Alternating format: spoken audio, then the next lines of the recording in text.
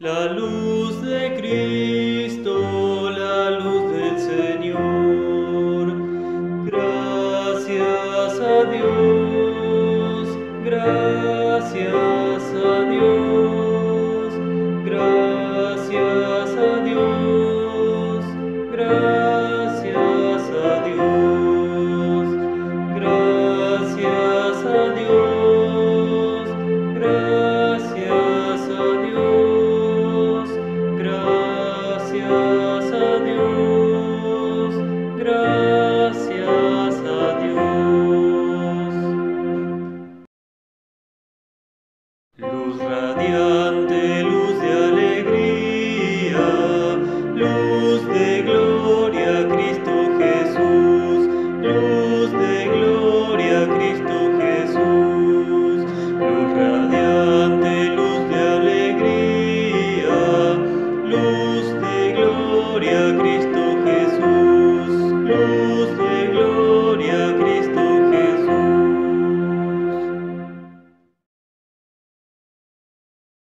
Oremos.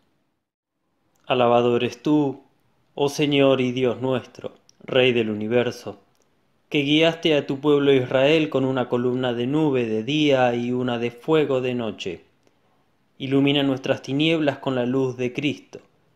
Tu palabra sea lámpara a nuestros pies y luz a nuestro sendero. Porque tú eres misericordioso y amas toda tu creación, y nosotros, tus criaturas, te glorificamos, Padre, Hijo y Espíritu Santo. Amén. Suba mi oración delante de ti, como el incienso, el don de mis manos, como la ofrenda de la tarde. Señor, a ti clamo, ven pronto a mí, escúchame cuando te llame. Suba mi oración delante de ti, como el incienso, el don de mis manos, como la ofrenda de la tarde. Señor, pon un vigilante en mi boca, ponle un sello a mis labios. No dejes que mi corazón caiga en la maldad, ni me dejes cometer actos inicuos. Por eso, Señor y Dios, mis ojos te buscan. En ti confío, no me desampares. Gloria sea al Padre y al Hijo y al Espíritu Santo, como era al principio, es ahora y será siempre, por los siglos de los siglos. Amén. Suba mi oración delante de ti, como el incienso, el don de mis manos, como la ofrenda de la tarde.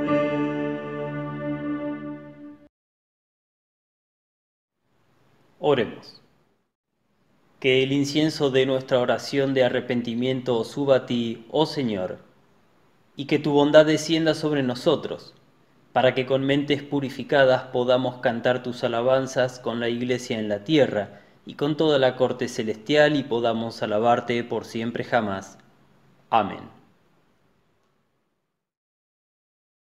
La primera lectura se encuentra escrita en el segundo libro de los Reyes, en el capítulo 2, versículos 5 hasta el 15, y escrito está: En el camino se encontraron con los profetas de Jericó y le preguntaron a Eliseo: ¿Ya sabes que hoy el Señor te va a quitar a tu maestro?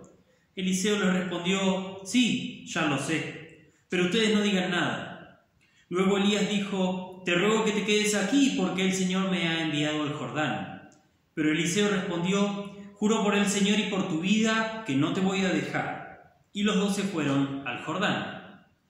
En ese momento llegaron 50 profetas y se pararon a cierta distancia de ellos, mientras que Elías y Eliseo se quedaron junto al Jordán. Entonces Elías tomó su manto y lo dobló, y con él golpeó las aguas, y al instante éstas se abrieron y los dos cruzaron el río en seco. Al llegar al otro lado, Elías le dijo a Eliseo: «¿Qué quieres que yo haga por ti? Pídeme lo que quieras antes de que me separe de ti». Y Eliseo le dijo: «Te ruego que me des una doble porción de tu espíritu». Y Elías respondió: «Me pides algo muy difícil, pero te será concedido si logras verme cuando sea yo separado de ti. De lo contrario, no se te concederá». Mientras ellos seguían hablando y caminando, apareció un carro envuelto en llamas con sus caballos de fuego y los separó. En ese momento Elías ascendió al cielo en medio de un torbellino. Al ver esto, Eliseo exclamó: Padre mío, tú has sido para Israel su caballería y sus carros de combate». Y nunca más volvió a verlo. Entonces se rasgó la ropa en dos. Y enseguida recogió del suelo el manto de Elías y regresó al Jordán, donde se detuvo a la orilla. Entonces tomó el manto, golpeó con él las aguas y dijo: «¿Dónde está el Señor, el Dios de Elías?». En cuanto Eliseo golpeó las aguas, éstas se abrieron, y Eliseo cruzó el río en seco. Al ver esto, los profetas de Jericó, que estaban en la otra orilla, dijeron: «El espíritu de Elías reposa ahora sobre Eliseo». Enseguida fueron a su encuentro y se inclinaron ante él. Señor, ten piedad de nosotros. Demos gracias a Dios. La lectura de la epístola se encuentra escrita en el libro de los Hechos de los Apóstoles, capítulo 1, versículos 1 hasta el 11, y escrito está: Estimado Teófilo, en mi primer tratado hablé acerca de todo lo que Jesús comenzó a hacer y enseñar hasta el día en que fue recibido en el cielo, después de que por medio del Espíritu Santo les dio mandamientos a los apóstoles que había escogido. Después de su muerte, se les presentó vivo y con muchas pruebas que no admiten duda. Se les apareció durante 40 días y les habló acerca del reino de Dios. Mientras estaban juntos, les mandó que no se fueran de Jerusalén, sino que les dijo: esperen la promesa del Padre, la cual ustedes oyeron de mí. Como saben, Juan bautizó con agua, pero dentro de algunos días ustedes serán bautizados con el Espíritu Santo. Entonces los que estaban reunidos con él le preguntaron: Señor, ¿vas a devolverle a Israel el reino en este tiempo? Y él les respondió: no les toca a ustedes saber el tiempo ni el momento, que son del dominio del Padre. Pero cuando venga sobre ustedes el Espíritu Santo, recibirán poder y serán mis testigos en Jerusalén, en Judea, en Samaria y hasta lo último de la tierra. Después de haber dicho esto, ellos lo vieron elevarse y ser recibido por una nube que lo ocultó de sus ojos. Mientras miraban el cielo, veían cómo él se alejaba. 2 varones vestidos de blanco se pusieron junto a ellos y les dijeron: varones galileos, ¿por qué están mirando al cielo? Este mismo Jesús que ustedes han visto irse al cielo, vendrá de la misma manera en que lo vieron desaparecer. Señor, ten piedad de nosotros. Demos gracias a Dios.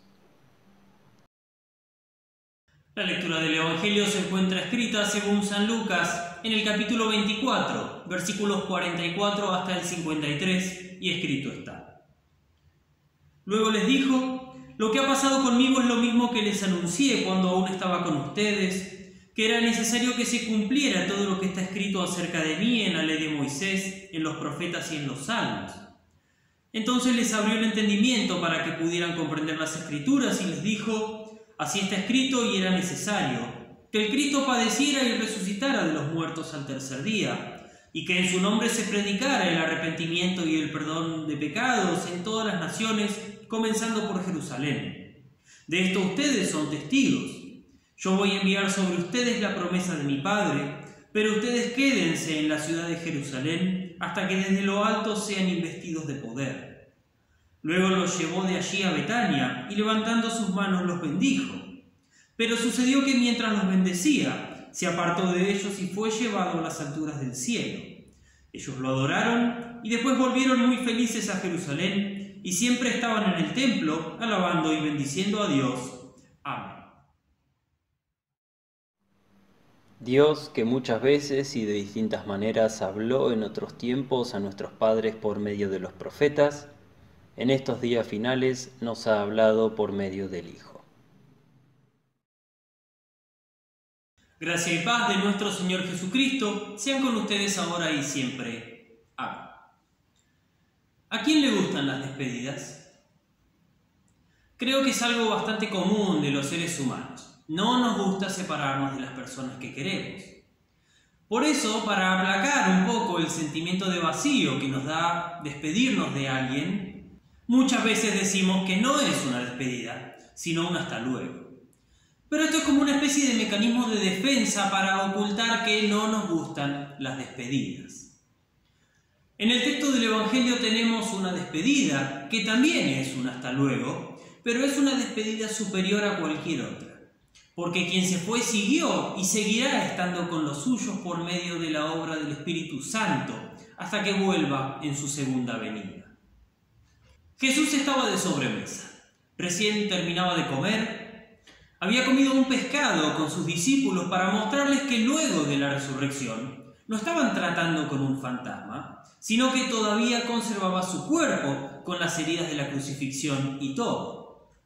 En esta sobremesa se da una conversación bien interesante, previa también a su ascensión. Las traducciones modernas de la Biblia no nos dejan apreciar alguno de estos detalles porque están pensadas para una lectura fluida de las Escrituras y no para una lectura analítica. Por eso algunas veces hay ciertas cosas que están acomodadas para que se lea fácil, pero que no necesariamente transmiten el sentido que originalmente tenían las palabras en griego, en el caso del Nuevo Testamento, que es el idioma en el que fue escrito. Según Reina Valera contemporánea, la versión que leí recién, Jesús empieza diciendo a los discípulos: lo que ha pasado conmigo es lo que les anuncié cuando aún estaba con ustedes. El original dice algo así como: estas mis palabras, ahí uno tiene que agregar el verbo ser o estar, que está tácito, estas son o fueron mis palabras que les hablé todavía estando con ustedes. No es lo mismo, se parece un poco, pero hasta acá no tenemos todavía o no estamos perdiendo todavía demasiado detalle en la traducción, pero sí en lo que sigue a continuación. Dice la traducción moderna que era necesario que se cumpliera todo lo que está escrito de mí. Esto está correctísimo en español, pero no así en griego. Porque hay un verbo que en griego está en presente, pero en español está puesto como pretérito. El griego dice que es necesario que fuera cumplido todo lo que está escrito acerca de mí. El acomodo de la traducción es obvio, porque para que esto tenga sentido, el cumplimiento de lo que está escrito necesita corresponderse en tiempo y forma.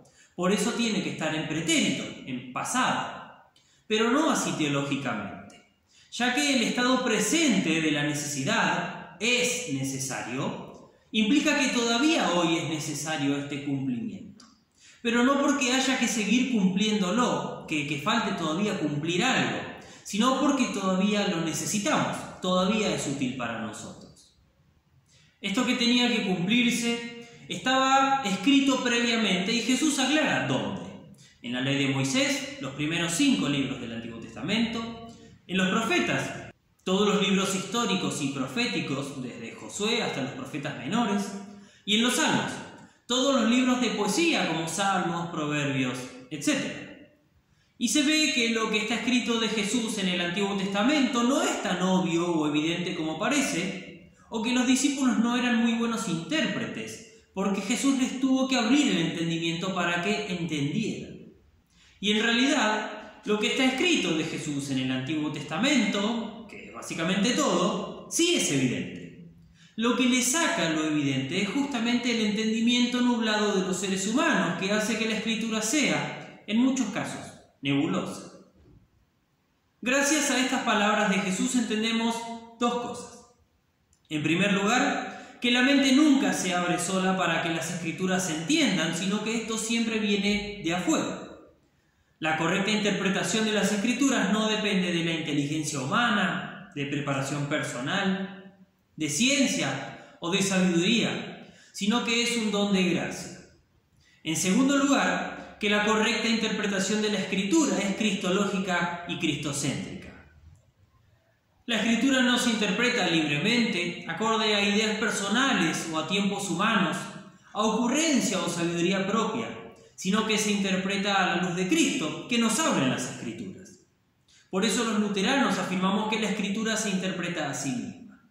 Si leemos la Escritura y hay una aparente contradicción contra sí misma, el problema no está en la Escritura, sino en el intérprete, que tiene nublado el entendimiento. Si leemos la Escritura y parece haber una enseñanza contraria a la sana doctrina enseñada claramente en muchos pasajes, el problema no es la Escritura, sino, otra vez, el intérprete.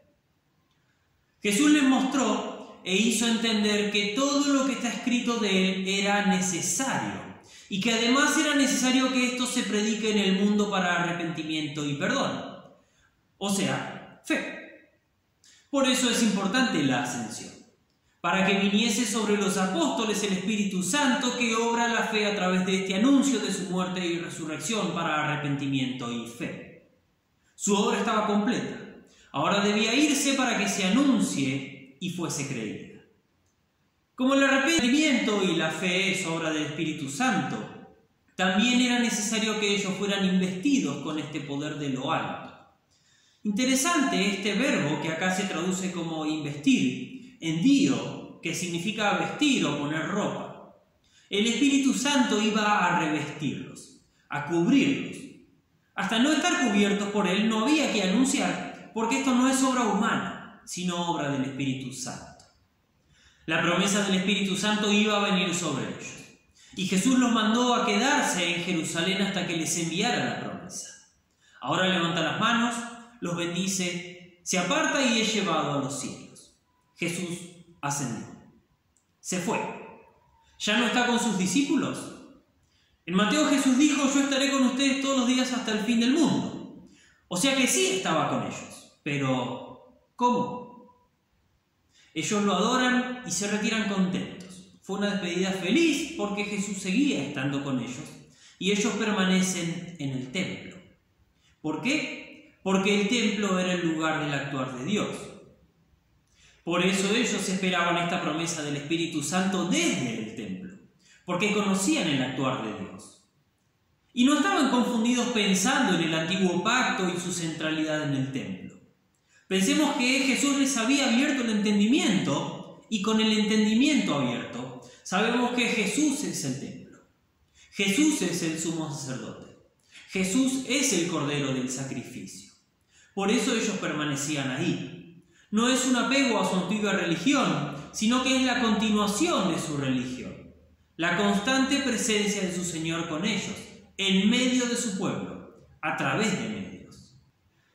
Ascensión nos pone frente a la realidad de lo revelado en cuanto a la fe y el entendimiento de las Escrituras, y la presencia constante de nuestro Señor a través de la obra del Espíritu Santo en la predicación del Evangelio. ¿Cuántas veces, sin embargo, creemos que no está solamente con nosotros a través de su palabra y sacramentos, sino que además también está en cuestiones más subjetivas y personales, creyendo que su presencia en mí o entre los cristianos depende de la experiencia propia, si experimento de alguna manera que Jesús está conmigo en mi vida cotidiana, creyendo que su presencia depende de los sentimientos y que si me siento contento, me siento lleno, entonces está conmigo. Pero si me siento triste o deprimido, no. O creyendo que su presencia depende de las acciones que hago con el prójimo, porque Jesús nos mandó a amarnos y si no doy amor, Jesús no está conmigo. Esto es buscar evidencia de la presencia de Cristo con su iglesia hasta el fin del mundo, fuera de las Escrituras. Y es un arma de doble filo, porque el día experimenté que fui protegido de algún mal, me sentí lleno de Jesús y ayudé a alguien en necesidad, todo va a estar bien y fantástico en mi vida. Pero ¿qué pasa el día que no? Que iba apurado y tuve un accidente en la calle, que me sentí mal porque las cosas no iban bien en casa, que andaba de mal humor y ni siquiera me di cuenta que alguien necesitaba mi ayuda. Si aplicamos la misma regla de antes, ese día Jesús no estuvo conmigo. Y esto es desesperante y lo menos consolador que puede haber. Esta clase de ecuación es consecuencia del propio pecado, porque el pecado es aquel que nos lleva a confiar en otras cosas, como mi experiencia, sentimientos u obras, en vez de confiar en Dios y su palabra por sobre todas las cosas, pecando así contra el primer mandamiento y también contra el tercero, poniendo mi experiencia, sentimientos u obras al mismo nivel que la palabra de Dios, que debo tenerla por santa. Necesitamos arrepentirnos de nuestro pecado, que desvía nuestra confianza de la palabra de Cristo, e ir, como los discípulos, al templo, en busca de perdón. Nuestro consuelo está en la palabra, porque en ella no tenemos una promesa de una compañía condicionada de Cristo, una compañía que está sujeta a lo que pasa o deja de pasar conmigo, sino que tenemos una compañía, su presencia, de manera segura, certera e incondicional. ¿Por qué? Porque Él mismo así lo ha prometido. Por eso dijo que era necesario que se predique en todo el mundo su obra de muerte y resurrección para arrepentimiento y perdón de pecados. Porque el pecado está en todos, pero también por todos ha muerto Cristo, para que todos sean llevados por el Espíritu Santo en la predicación, al arrepentimiento y a la fe. Fe por la cual recibimos el perdón que Cristo obró en su muerte y resurrección. Y siendo fiel al texto griego, no era necesario que se predique, sino que es necesario que se predique, porque si bien el auditorio cambia, la realidad objetiva sigue siendo la misma: pecadores necesitados de Cristo y Cristo ofreciendo perdón. Esto es un gran consuelo para todo cristiano, porque implica que la presencia y compañía de Cristo no depende de nuestra preparación, conocimiento, sensaciones, sino que depende de su palabra. Entonces, si estoy triste, de mal humor o he pecado de alguna forma, Cristo no por eso deja de estar conmigo, porque su presencia no depende de mí, sino del obrar del Espíritu Santo en su palabra. Esto implica también que incluso en la tristeza, adversidad y pecado, Jesús está con nosotros a través de su palabra entregando perdón. Por lo tanto, pasa todo lo contrario que cuando pensamos que la compañía de Jesús depende de nosotros.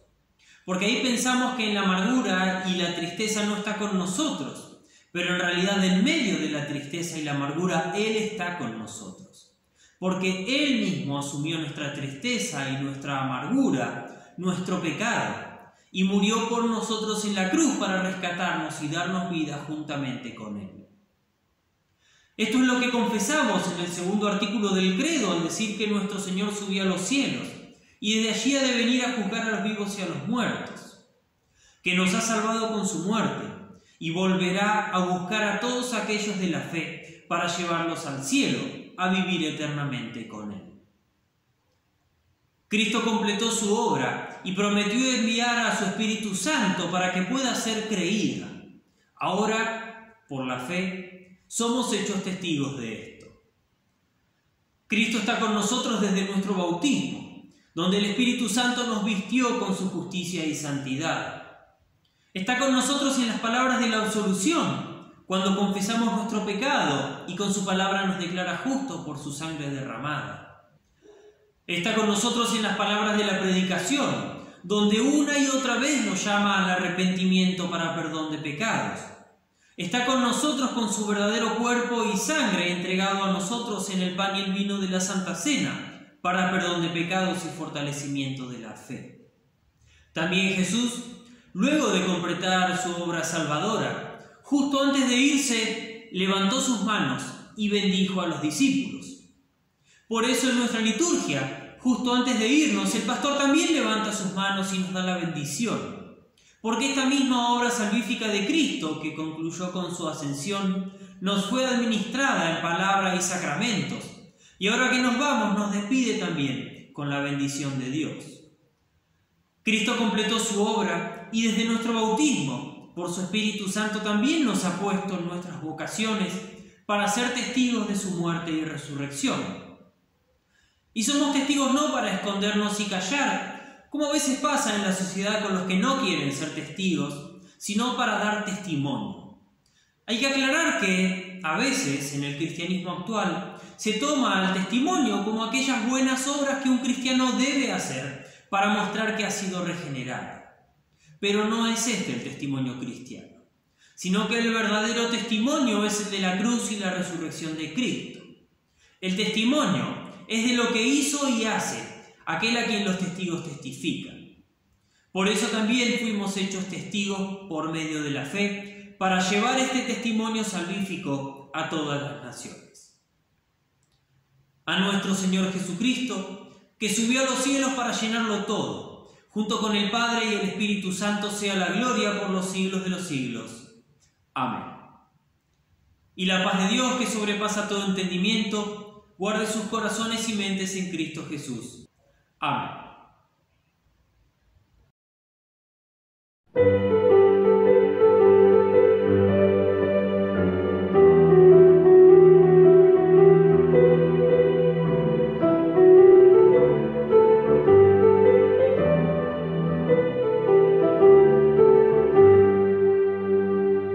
Mi alma glorifica al Señor mi Dios, gózase mi espíritu en mi Salvador.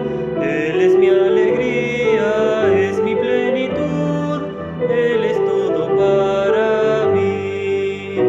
Ha mirado la bajeza de su sierva, muy dichosa me dirán todos los pueblos, porque en mí ha hecho grandes maravillas, el que todo puede y cuyo nombre es santo. Mi alma glorifica al Señor mi Dios, gózase mi espíritu en mi Salvador. Él es mi alegría, es mi plenitud, Él es todo para mí. Su clemencia se derrama por los siglos sobre aquellos que le temen y le aman. Desplegó el gran poder de su derecha, dispersó a los que piensan que son algo. Mi alma glorifica al Señor mi Dios, gózase mi espíritu en mi Salvador. Él es mi alegría, es mi plenitud, Él es todo para mí. Derribó a los potentados de sus tronos y ensalzó a los humildes y a los pobres. Los hambrientos se saciaron de sus bienes y alejó de sí vacíos a los ricos. Mi alma glorifica al Señor mi Dios, gózase mi espíritu en mi Salvador. Él es mi alegría, es mi plenitud, Él es todo para mí. Acogió a Israel su humilde siervo, acordándose de su misericordia, como había prometido a nuestros padres, a Abraham y descendencia para siempre. Mi alma glorifica al Señor mi Dios, gózase mi espíritu en mi Salvador. Él es mi alegría, es mi plenitud, Él es todo para mí. Demos gloria a Dios porque Él es nuestro Padre, y a su Hijo que murió para salvarnos, y al Espíritu que habita entre nosotros, ahora y siempre por los siglos infinitos. Mi alma glorifica al Señor mi Dios, gózase mi espíritu en mi Salvador. Él es mi alegría, es mi plenitud, Él es todo para mí.